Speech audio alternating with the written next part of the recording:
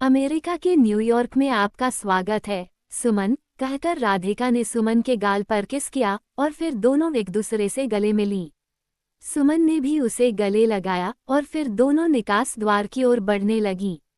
राधिका, सुमन की चाची की बेटी है। वे लगभग हमउम्र हैं। दोनों का बचपन इंदौर में अपने नानाजी के घर में एक साथ गुजरा था। हर छुट्टी पर परिवार के सभी सदस्य अपने नाना के घर इंदौर में इकट्ठा होते थे और उन दिनों की खूबसूरत यादें सुमन के दिमाग में अभी भी ताज़ा हैं। अपने नाना नानी की मृत्यु के बाद सुमन की मां ने अपनी बहनों से अपना संपर्क बनाए रखा और वे अक्सर मुंबई आती थीं। राधिका ने खुद सुमन के घर में रहकर मुंबई में ही केमिस्ट्री में पोस्ट ग्रेजुएशन किया था और उस समय सुमन भी कंप्यूटर साइंस में पोस्ट ग्रेजुएशन कर रही थी। राधिका नौकरी के सिलसिले में न्यूयॉर्क चली गई और सुमन को मुंबई में एक मल्टीनेशनल कंपनी में नौकरी मिल गई। चाची और चाचा कैसे हैं? गाड़ी को पार्किंग से बाहर निकालते हुए राधिका ने पूछा। सुमन मुस्कुराते हुए बोली, वे ठीक हैं।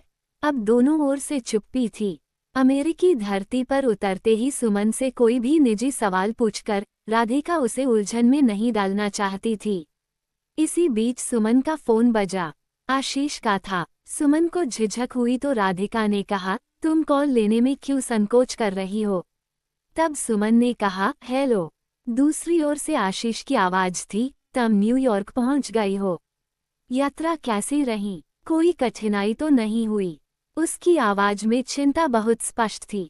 हाँ आशीष, मैं बिना किसी दिक्कत के न्यूयॉर्क पहुंच चुकी हूँ। सफ़र अच्छा था। बस थोड़ी थकान महसूस कर रही हूँ। मेरी बहन राधिका हवाई अड्डे मुझे लेने आ गई थी। अब हम अपने घर जा रही हैं। मैं तुम्हें बाद में फ़ोन करूंगी। और फिर फ़ोन काट दिया। फिर घंटी बजी। सुमन की माँ थी। माँ ने पूछा, बेटा तुम ठीक हो क्या? राधिका एयरपोर्ट आ गई थी। सुमन ने फ़ोन राधिका को पकड़ा दिया। राधिका बोली, मौसी मैं एयरपोर्ट कैसे नहीं आती? आप सुमन की चिंता न करो, वो यहाँ बिल्कुल सुरक्षित है। हम घर पहुंचकर आपको फ़ोन करते हैं। ठीक है। क्या? सुमन की माँ ने फ़ोन काट दिया। राधिका का तीसरी मंजिल पर 3 बेडरूम वाला अपार्टमेंट था। जैसे ही राधिका और सुमन ने घर में प्रवेश किया, एक फिरंगी लड़की एक बेडरूम से बाहर आई और सुमन को गले लगाकर मुस्कुराते हुए उसका अभिवादन करते हुए बोली, यूएस में आपका स्वागत है और आशा है कि आप मेरे साथ रहना पसंद करेगी। सुमन सोच में पड़ गई कि राधिका अकेली रह रही है, तो ये लड़की कौन? राधिका उसे कॉफ़ी का कप पकड़ाते हुए बोली, सुमन ये जेनिफर है। हमने इस अपार्टमेंट को मिलकर किराए पर लिया है। वो एक सॉफ्टवेयर कंपनी में काम करती है और वे ही अपनी कंपनी में तुम्हें नौकरी दिलाने में मदद करने वाली है। न्यूयॉर्क बहुत महंगा शहर है। हम इस तरह एक अपार्टमेंट अकेले किराए पर नहीं ले सकते। वो बहुत व्यस्त रहती है, इसलिए ज़्यादातर खाना बाहर से मंगवाती है। हमारे बीच कोई समस्या नहीं। अब तुम भी आ गई तो हम तीनों अपार्टमेंट साझा कर सकती हैं, राधिका ने कॉफ़ी पीते हुए कहा। सुमन चुप रही। वैसे भी वह केवल 2 साल के लिए अमेरिका आई है और फिर भारत अपने प्रेमी आशीष के पास वापस चली जाएगी। इस बीच जब जेनिफर उन दोनों के पास आई तो वो ऑफिस जाने के लिए पूरी तरह तैयार थी। उसने एक ईमेल आईडी देते हुए सुमन से कहा, राधिका ने मुझे बताया था कि आपको सॉफ्टवेयर सेक्शन में नौकरी की ज़रूरत है और मैं उसी फील्ड में काम करती हूँ। वास्तव में मेरी खुद की टीम में एक शख्स की ज़रूरत है।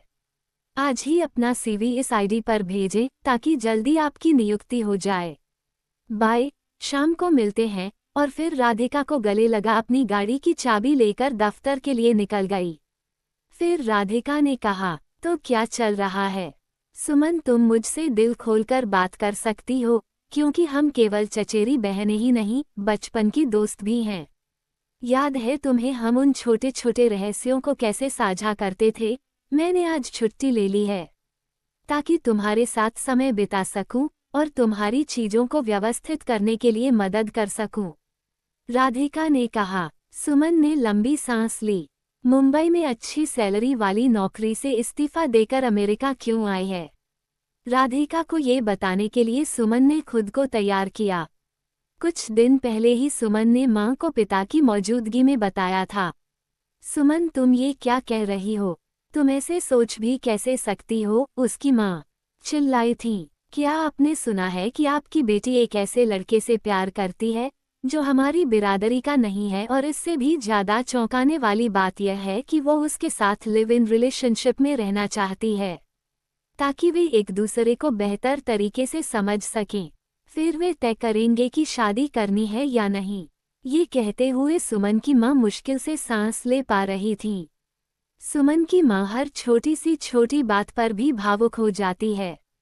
उसके विपरीत उसके पिता एक संतुलित व्यक्ति हैं। उन्होंने ध्यान से अपनी बेटी की बात सुनी। सुमन ने कहा, पापा, आशीष और मैं एक दूसरे से प्यार करते हैं, लेकिन हम शादी में जल्दबाजी नहीं करना चाहते। मेरे अपने दफ्तर में 4 मित्र जोड़ों ने जल्दबाजी में शादी कर ली और फिर 1 साल के भीतर ही उनकी शादी टूट गई। ऐसा इसलिए क्योंकि वे एक दूसरे को ठीक से समझे बगैर शादी कर बैठे। हम ये गलती नहीं दोहराना चाहते हैं। इन दिनों मुंबई में लिव इन रिलेशनशिप में रहना आम बात है। मेरे अपने दोस्त ऐसे ही रहते हैं। ऐसे साथ रहने से हम अपने साथी की ताकत और कमजोरी को समझ सकते हैं और एक दूसरे को बेहतर तरीके से जान सकते हैं। फिर तय कर सकते हैं कि एक दूसरे के लिए सही है या नहीं। हमारी शादी सफल हो सकती है या नहीं, सुमन ने समझाया। सुमन की माँ बेशक सदमे की स्थिति में थी, लेकिन उसके पिता हमेशा की तरह शांत थे। उन्होंने सुमन को अपनी बगल में बैठाया और फिर बोले, तुम्हारे दोस्तों की शादियां टूट गईं और तुम्हें लगता कि ऐसा इसलिए हुआ क्योंकि उन्होंने एक दूसरे को समझे बिना जल्दबाजी में शादी की। इस मामले में मेरा ख्याल है कि तुम दोनों 1-2 साल के लिए अपनी दोस्ती बरकरार रखकर एक दूसरे को समझने की कोशिश करो और फिर शादी कर लो। ये लिव इन रिश्ता क्यों? सुमन ने कहा, पापा, यही समस्या है। दरअसल जब हम दोस्त होते हैं तो हम हमेशा दूसरे व्यक्ति को केवल अपना बेहतर पक्ष दिखाते हैं। हम सभी का एक और पक्ष है जिसे हम जानबूझकर दूसरों से छिपाते हैं। विवाह में ऐसा नहीं है। आपको अपने पूरे जीवन में एक व्यक्ति के साथ मिलजुल कर रहना होगा और आपको छोटी चीजें जैसे खाने से लेकर पैसे तक, बड़े मामलों पर दोनों के बीच सहमति की जरूरत होती है। उदाहरण के लिए मेरी एक दोस्त ने अपने बॉयफ्रेंड से 4 साल तक डेटिंग करने के बाद शादी की, लेकिन शादी के बाद ही उसे समझ में आ गया कि जिससे उसने ब्याह किया वह एक पुरुषवादी व्यक्ति है। मेरी सहेली उससे अधिक कमा रही थी, फिर भी उसके पति ने उसके साथ बदसलूकी की और पुराने जमाने की पत्नियों की तरह अपने परिवार की सेवा करने के लिए उसे मजबूर किया। इसके अलावा मेरी सहेली से उसकी कमाई का हिस्सा मांगा। दुख की बात तो यह है कि उस लड़के ने मेरी सहेली को अपने माता पिता की किसी भी रूप से सहायता करने से सख्त मना कर दिया। जब हम दोस्त होते हैं तब हमें एक मर्द के इस पहलू को नहीं जान सकते, क्योंकि उस वक्त सभी इंसान अपना अच्छा पक्ष ही दिखाएगा। सुमन थोड़ी देर रुक आगे बोली, पापा, आज भी बहुत से भारतीय पुरुष हैं जो सोचते हैं कि वे घर के बॉस हैं। पत्नी को केवल उनकी आज्ञा का पालन करना चाहिए। स्त्री को उचित अधिकार और सम्मान नहीं दिए जाने की वजह से ही इन दिनों कई भारतीय शादियां टूट रही हैं। मैं नहीं चाहती कि मेरे साथ भी ऐसा हो। मैंने सोचा कि जब हम एक साथ रहते हैं तो हमारी सच्चाई एक दूसरे के सामने आती है। तब हमें पता चलता है कि हम एक दूसरे के लिए सही हैं या नहीं। रामनाथ ने मुस्कुराते हुए कहा, तुम सही हो और मैं इस विषय में तुमसे पूरी तरह सहमत हूँ, लेकिन ये लिव इन रिलेशनशिप भी उतनी आसान नहीं जितना तुम समझ रही हो। ये भी बहुत सारी समस्याओं को जन्म देती है। तुम एक शिक्षित लड़की हो और मुझे तुम्हें बहुत समझाने की जरूरत नहीं है, क्योंकि तुम स्मार्ट और बुद्धिमान हो। शादी जैसे बंधन के बिना लड़का और लड़की पति पत्नी की तरह रहने से भी समस्याएं हो सकती हैं। पहली बात यह है कि दोनों तरफ कोई प्रतिबद्धता नहीं है और यह किसी भी रिश्ते के लिए अच्छा नहीं है। अगर इस तरह साथ रहने में जिन दिक्कतों का लड़का और लड़की को सामना करना पड़ता है उनके बारे में मैं कहूँ तो तुम समझोगी कि मैं पिछली पीढ़ी का बुरा आदमी हूँ और लिव इन रिलेशनशिप के खिलाफ कहता हूँ।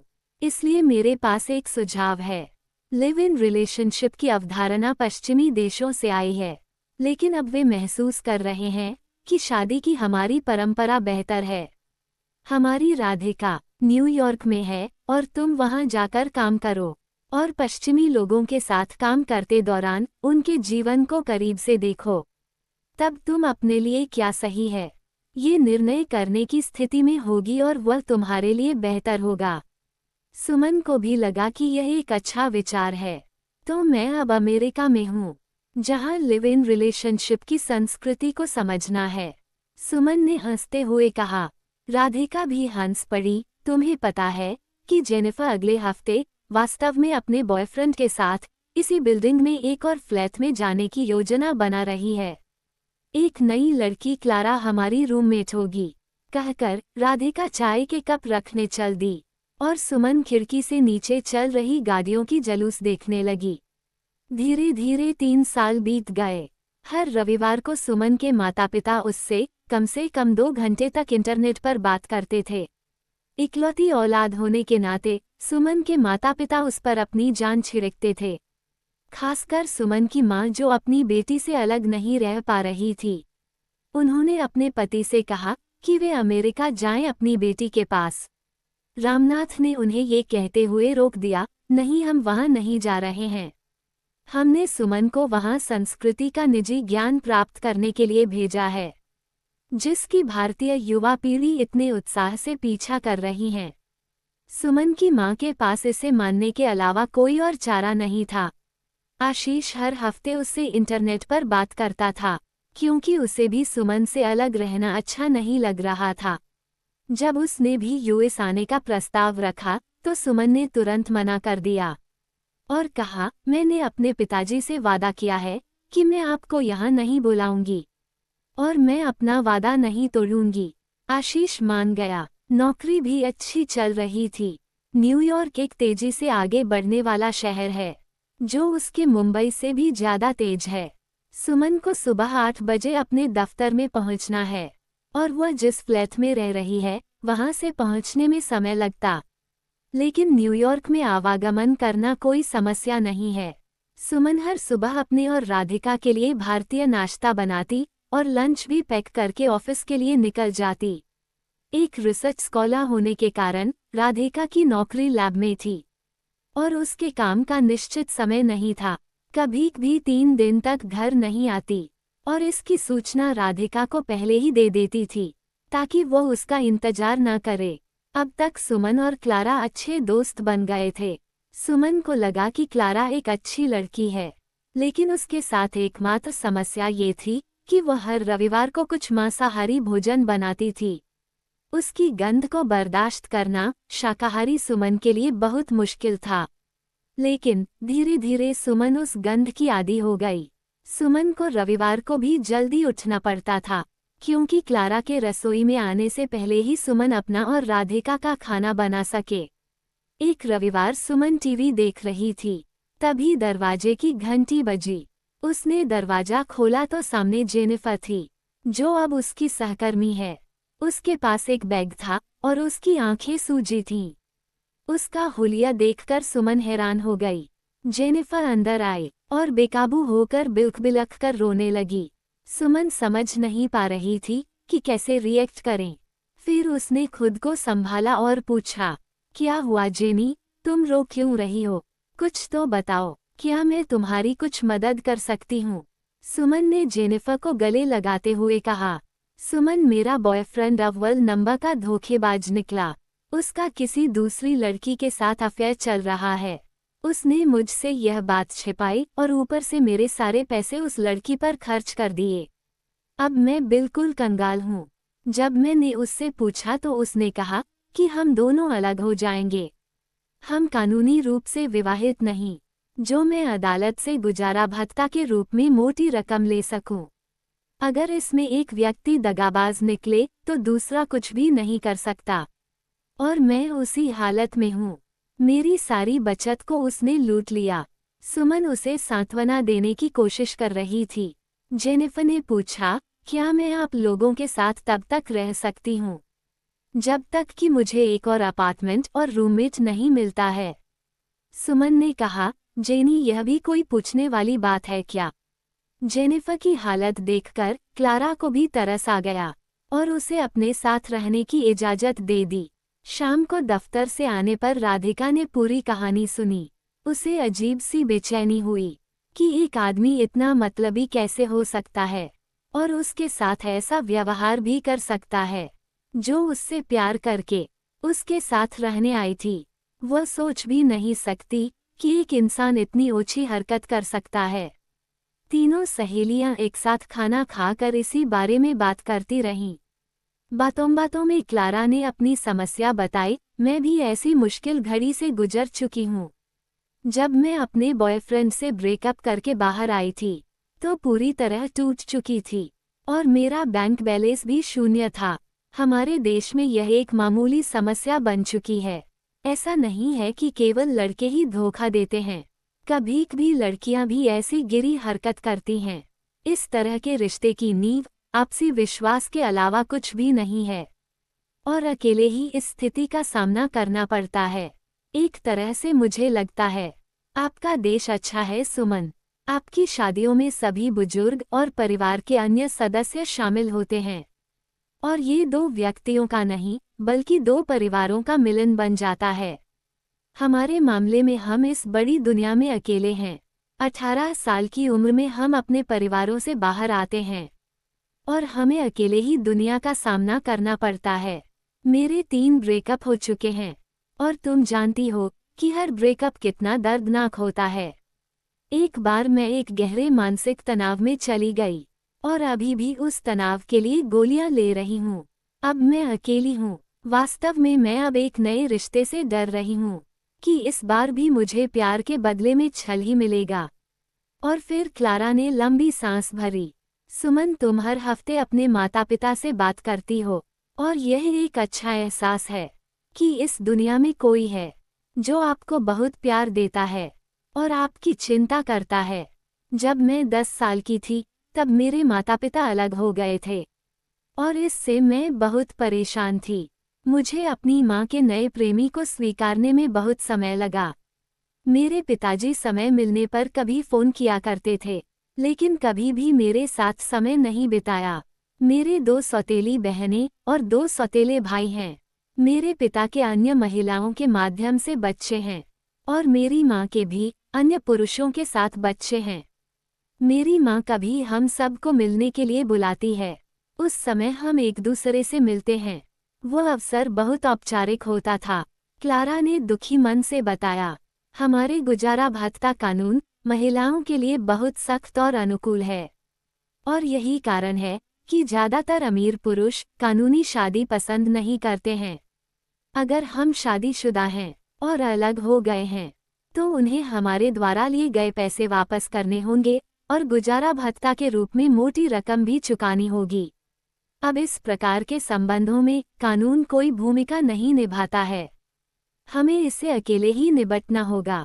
हर बार जब रिश्ते में धोखा खाते हैं तो लड़कियां हमेशा के लिए टूट जाती हैं। मुझे एक गहरी प्रतिबद्धता के साथ संबंध पसंद हैं। सुमन, जब मैं आपकी माँ को आपसे बात करते हुए देखती हूँ, हालांकि मुझे आपकी भाषा नहीं पता, मगर उनकी अभिव्यक्ति से पता चलता है कि वे आपसे कितना प्यार करती हैं। आपकी खातिर किसी भी तरह का दुख भोगने के लिए तैयार हैं। हमारे देश में ऐसा नहीं है। यहाँ हर किसी को एक अलग व्यक्ति माना जाता है। क्लारा की इस बात पर जेनिफर ने भी हामी भर ली। राधिका सुमन की तरफ देखकर मुस्कुराई। सुमन समझ सकती थी कि वो क्या कहना चाहती है। सुमन को लगा जेड की हर जगह समस्याएं हैं। लिव इन रिलेशनशिप भी इतना आसान नहीं है जितना हर कोई कल्पना करता है। भारतीय परिस्थितियों और भारतीय पुरुषों के साथ तो यह और भी कठिन है। सुमन सोच में पड़ गई। एक बात उसकी समझ में आई कि यदि आपके पास कानूनी सुरक्षा है तो आप एक तरह से सुरक्षित हैं। आपसे आपका पैसा नहीं छीना जाएगा और ब्रेकअप के बाद आदमी को मुआवजा देना होगा। और फिर जब आप विवाहित होते हैं तो आपकी सामाजिक स्वीकृति भी होती है। उस रविवार को जब उसके माता पिता लाइन पर आए तो सुमन ने अपने पिताजी से कहा, मैं अब उलझन में नहीं हूँ पापा। ऐसा लग रहा है कि ऐसा कोई भी तरीका नहीं है जो बिल्कुल सही या बिल्कुल गलत है। तुम ठीक कह रही हो बेटा, कोई भी व्यवस्था हर माने में सही या गलत नहीं हो सकती। हमें ही समझदारी के साथ काम करना पड़ेगा। बेटा, कोई भी शादी या रिश्ता इस दुनिया में ऐसा नहीं, चाहे वह न्यूयॉर्क हो या मुंबई, ऐसा नहीं जो 100% परफेक्ट हो। कोई ना कोई कमी तो होती ही है और उसे नज़रअंदाज करके आगे बढ़ने में ही बेहतरी होती है। किसी भी रिश्ते की सफलता के लिए हर किसी को कुछ देना पड़ता है। तुम ही एक उदाहरण हो। तुम शुद्ध शाकाहारी हो मगर क्लारा के साथ एक ही रसोई को साझा कर रही हो, क्योंकि तुम क्लारा को ठेस पहुंचाना नहीं चाहती। और उससे भी बढ़कर तुम क्लारा से अपने रिश्ते का मूल्य समझती हो और उसकी इज्जत करती हो। जीवन भी इसी तरह है। अगर आप रिश्ते को बनाए रखना चाहते हैं तो मुकाम पर आपको हर हाल में समझौता करना होगा। हर संस्कृति की अपनी ताकत ज़ेड और कमजोरी होती है। अमेरिकी संस्कृति की अपनी ताकत है कि यह हर व्यक्ति को मजबूत और आत्मनिर्भर बनाती है और वो कम उम्र में ही दुनिया से अकेले लड़ने की सीख देती है। मगर उसके लिए उन लोगों को किन किन कठिनाइयों का सामना करना पड़ता है, यह आपने खुद देख लिया। हमारी भारतीय संस्कृति हमेशा परिवार की अवधारणा में विश्वास करती है और रिश्ते हमेशा हमारी सर्वोच्च प्राथमिकता रहे हैं। इसमें कुछ ताकत और कमजोरी हो सकती है। समझौता हर रिश्ते का एक अभिन्न हिस्सा है, चाहे दो लोग दोस्त हों या विवाहित। अपने पिता से बात करने के बाद सुमन बहुत हल्का महसूस कर रही थी। जब वह एक रूममेट के लिए समझौता कर सकती है, वह भी एक विदेशी से, तो फिर उस आदमी के लिए क्यों नहीं जो जीवन भर उसका साथी बनने वाला है, जो उसकी सफलताओं और असफलताओं में उसके जीवन का हिस्सा बनने जा रहा है। वह है उसके जीवन का एक हिस्सा। यदि उसके लिए नहीं तो फिर वो किसके लिए समझौता करेगी, सुमन सोच रही थी। अब सुमन ने फैसला कर लिया। वह आशीष से शादी करने के लिए तैयार थी और उसके साथ आने वाले समझौतों के लिए भी। आखिर समझौते के बिना जिंदगी ही क्या है। मेरे प्यारे दोस्तों, आपको कहानी कैसी लगी? कहानी अच्छी लगी हो तो लाइक कीजिए, शेयर कीजिए और चैनल को सब्सक्राइब करना ना भूले। कहानी सुनने के लिए आपका धन्यवाद।